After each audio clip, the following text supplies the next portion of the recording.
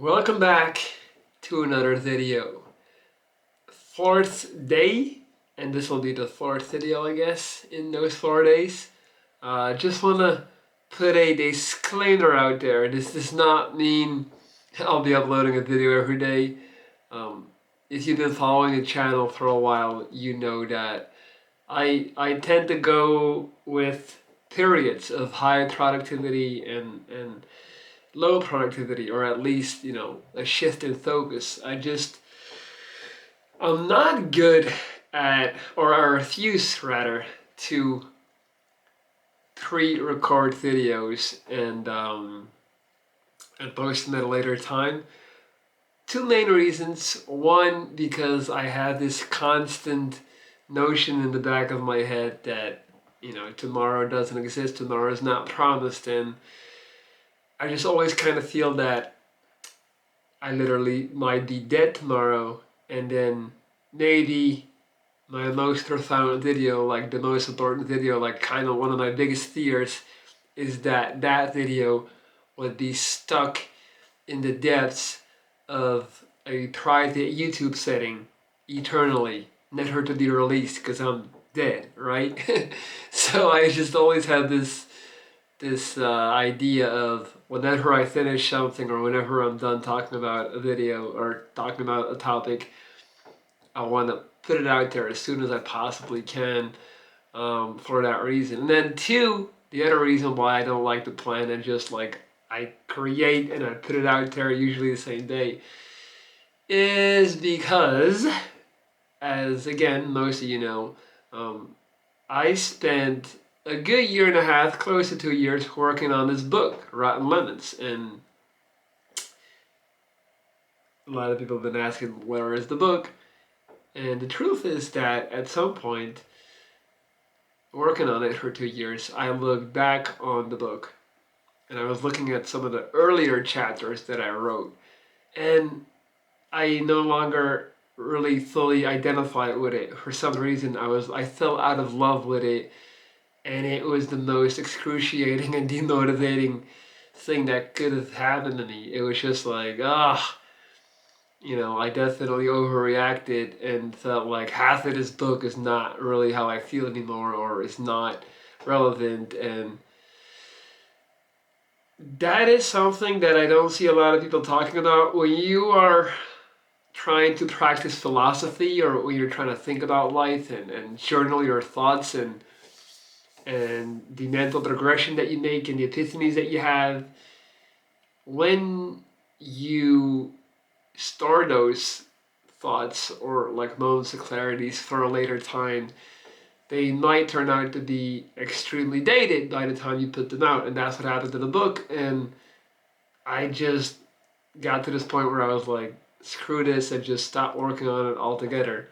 Which is definitely, like, I'm just being honest. Again, I hate creators that are always putting on this illusion of them having it all figured out. And I think it's important that you guys also see that I struggle with certain aspects of, productivity or following things through. So my point is, I'm very big on, when you create something, create it, follow it through, get it done, and then put it out ASAP. And for that reason alone, I'll probably never be able to publish a book. But that being said, today, I want to talk about why trying to restore or find confidence in so-called dating up is pointless. So what I'm talking about is people that have low self-esteem, people that are insecure, that do not consider themselves attractive or successful or good looking or whatever the case may be, that try to salvage that by dating a so-called trophy partner, a good looking partner, a partner with a lot of status, to try and hinge their cart onto that partner's aura of popularity, success, beauty, in an attempt to get on that same level and feel that same way. A lot of people do it. A lot of men, let's not beat around the bush, spent their teenage years and their 20s not being able to get a girl, so they just start a business and until they're successful and have a bunch of money, and then they try to attract women through that way, and then they're like, look, I've arrived. But the thing is, and not just it's not just by the way, it's not just men who are like doing it with money. It's everywhere. Like you also see people with a certain intelligence level, a high intelligence level, who don't necessarily have the looks. They'll even fall into the pitfalls of you know dating someone that is just extremely hot, just to kind of like have that feeling and be like, look, So it's not an intelligence thing. It's like I've seen a lot of smart people do it. I've seen a lot of highly intelligent people do it. I think far too often people mix up intelligence. Like you can be the smartest dude in the world. It doesn't mean that you are above things such as insecurity and lack of self-esteem. Like, usually, like the smartest people in the world are still, highly insecure about a lot of things.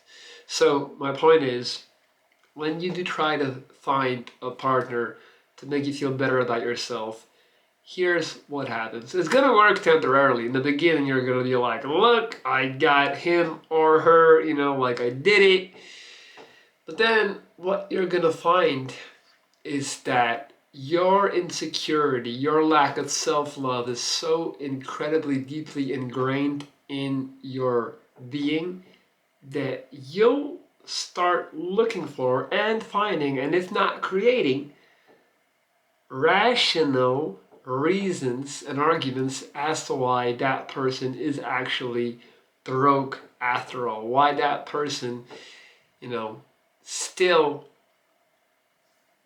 you will not believe that a attractive person, a successful person, will in the end want to be with you, because your lack of self-love, your insecurity, will still be greater than any love they can ever give you. Because that's how strong that goes. That's how deep that runs. It's a deep, profound conviction that people who lack self-love have. They're convinced that they're dirty, that they're freaks, that they're worthless, that they have all these dirty little hidden secrets about them, that if they were to be exposed to society, everybody would be like, holy shit, like, you're a freak. You're like, ah. That's how they feel about themselves. And in time, those people, they start projecting that onto their partner.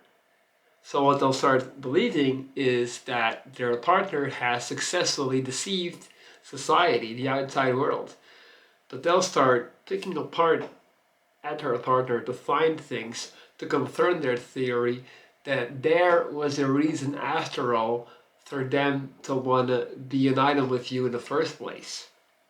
So instead of instead of the effect being that the person that feels better about themselves gets pulled up by the person that's higher on the attractiveness ladder or social ladder, we don't do that. We don't get pulled up. We start pulling them down. We bring them down to our level. So for example, let's just take a very easy example. If you have a girl, a woman that that you think is amazing and hot and smart and independent, we'll start picking apart at them, and we'll figure out they got daddy issues, or they had some stuff happen to them as a child, or actually they're even more insecure than me. That's why she wants to be with me. And like, in the end, we'll convince ourselves that that person is probably even worse than us. And then the love will go away, the attraction will go away. We'll subsequently start treating them poorly, and that'll probably be the end of it. And that's how it always goes, and that's why there's no external solution as it pertains to your lack of self-love, as it pertains to your lack of self-confidence. And that's why I always stress the necessity of first building yourself up. You're not ready to be with anyone in any type of relationship until you understand that you are a worthy human being. But then again, it's not always false. It's not always a case of us being worthy but feeling unworthy. Sometimes we are just we are also unworthy. We're not being the person that we deep down inside know that we should be. And to give you some practical examples, like that can get expressed in the lack of hygiene, personal hygiene. A lot of people that don't love themselves, that have like you know, that have a low image of themselves, they don't take care of their body. And I'm not talking about, like, these are usually things that you can't tell from the outside. These are small things. But people that don't look after their personal hygiene, that's all due to lack of self-love. Like, they don't even think they're worth it. They consider themselves to be disgusting. So they're like, well, why bother?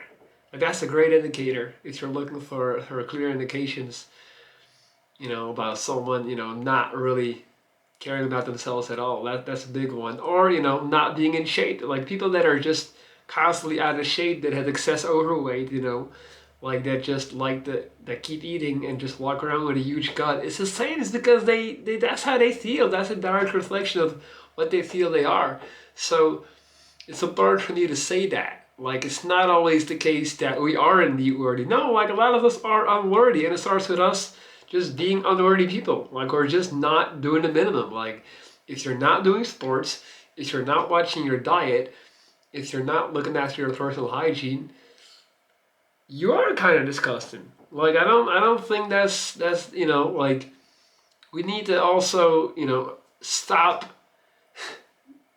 just immediately shouting at people like, you deserve the best. Well, do you? It starts with yourself. It starts with taking accountability. You can't expect to receive the best or expect the best, or if you're not even doing the minimum for yourself. So, like, I'm speaking to both parties right now. I'm speaking to both people that are not taking care of themselves but somehow expecting something that is not going to come.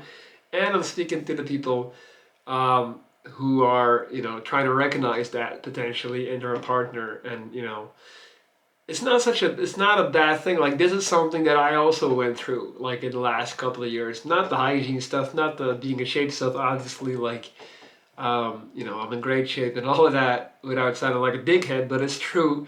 With me is, at some point I realized I was still stuck in the ways of my late 20s, like, way of thinking. Like, on one hand, and I'll tell you exactly how that manifested itself. I was always thinking, if I was very hungry for more knowledge, so consuming a lot of podcasts, reading books, just constantly going deep into psychology, talking with people, trying to learn, trying to become smarter. But I realized at some point, like, I wasn't taking care of, like, the basics in terms of, like, I was being lazy in the household. I was not, I was always letting the dishes stack up. The small things, like, after I had dinner, like, I wouldn't clean off the table. Because it wasn't like the table was dirty, but there was still some crumbs on it. And I was like, And then the next day I would just eat in the crumbs of the last meal. And at some point, it started hitting me.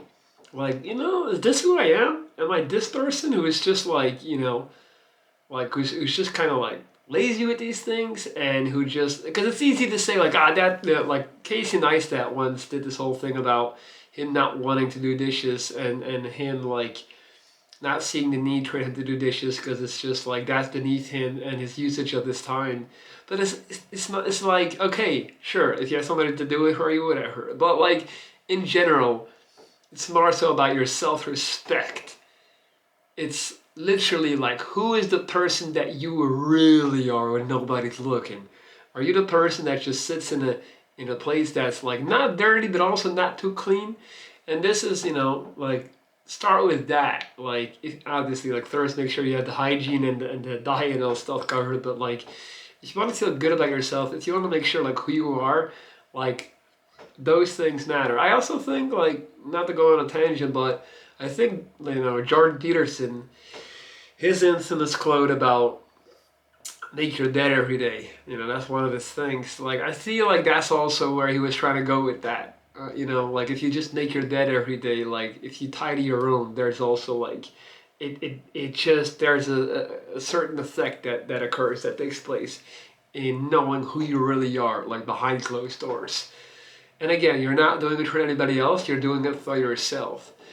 And those things work. Like I'm telling you, like you making sure that you got all your stuff together and you're neat and you're organized, that'll make you feel way better than trying to patch it all up and trying to date somebody that you think is out of your league, but you can manipulate your way into being their partner and then be like, haha, like you're still living a lie. You're lying to yourself, you're lying to the people around you. And in the end, like I already said, you'll find a way to convince yourself that the reason they chose you after all is because they're also disgusting and not worthy. Alright, that's it. That's the video. I hope I got my point across. I do feel like maybe I I went off on a few tangents there, but I think I did a decent job. If not, make sure to let me know. Yeah, that was today's videos, guy. That was today's video, guys. Thank you once again for all the people watching, listening. Hey, don't forget, hit the like. Apparently that is still important on the good old YouTube. And leave a comment. That's always fun for me to read your input, your thoughts, whatever it may be. And who knows, I might, you know, if I get enough views and enough comments, I might make another video today or tomorrow. Who knows? We'll see. No, you know, no promises though. Let's see what happens. Thank you all. Peace out.